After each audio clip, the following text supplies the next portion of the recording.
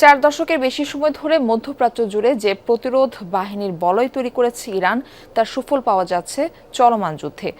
ইসরায়েলের লাগাতার হামলায় সক্ষমতা কমলেও এরই মধ্যে ইরানের হয়ে লড়াই শুরু করেছে হিজবুল্লাহ। ইরাকে মার্কিন স্থাপনা লক্ষ্য করে হামলা চালাচ্ছে ইরান সমর্থিত মিলিশিয়া গোষ্ঠীগুলো।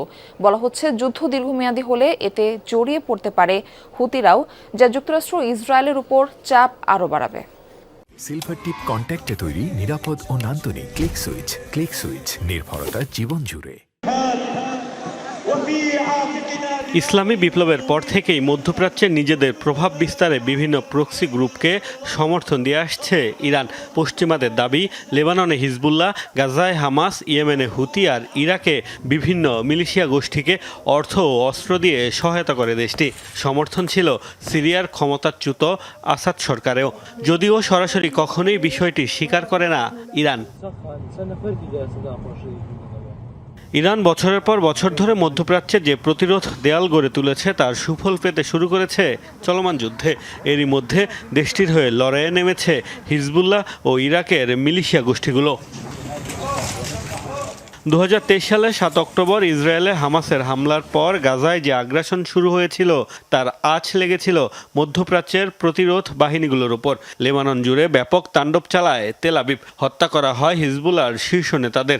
ইয়েমেনের হুতিকেও বানানো হয় লক্ষ্য, ব্যাপক হামলা চালানো হয় সিরিয়া ও ইরাকেও। তবে এসব হামলাতেও যে দমে যায়নি গোষ্ঠীগুলো তার প্রমাণ মিলছে এই যুদ্ধে। গত ৪৫ বছর ধরে গড়ে উঠেছে এই প্রতিরোধ বলয়। তাদের কাজ মূলত ইরানি শাসন ব্যবস্থাকে শক্তিশালী করা। সিরিয়ায় আসাদের পতন, লেবাননের নাসরাল্লাহকে হারানোর পর ইরানের প্রতিরোধ অক্ষ দুর্বল হয়েছে।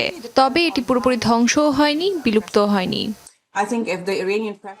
বলা হচ্ছে ইরান সমর্থিত গোষ্ঠীগুলোর মধ্যে সবচেয়ে শক্তিশালী এখন হুতি।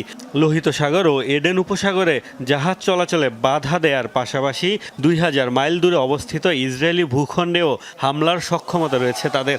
আর তাই হুতি যুদ্ধে নামলে কৌশলগত সুবিধা পাবে ইরান। হুতি হরমুজ প্রণালীতে প্রভাব ফেলতে পারে, বাণিজ্যিক জাহাজ চলাচলে বিঘ্ন ঘটাতে পারে, এমনকি ইসরায়েলকে লক্ষ্য করে ক্ষেপণাস্ত্রও ছুটতে পারে।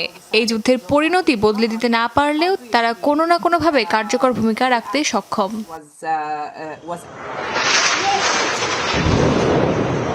বিশ্লেষকরা বলছেন যুদ্ধ দীর্ঘস্থায়ী হলে ইরান সমর্থিত সবাই এই যুদ্ধে জড়িয়ে পড়তে পারে, আর তাতে ইসরায়েল ও যুক্তরাষ্ট্রের উপর চাপ আরও বাড়বে। মোস্তফা মাহমুদ, যমুনা নিউজ।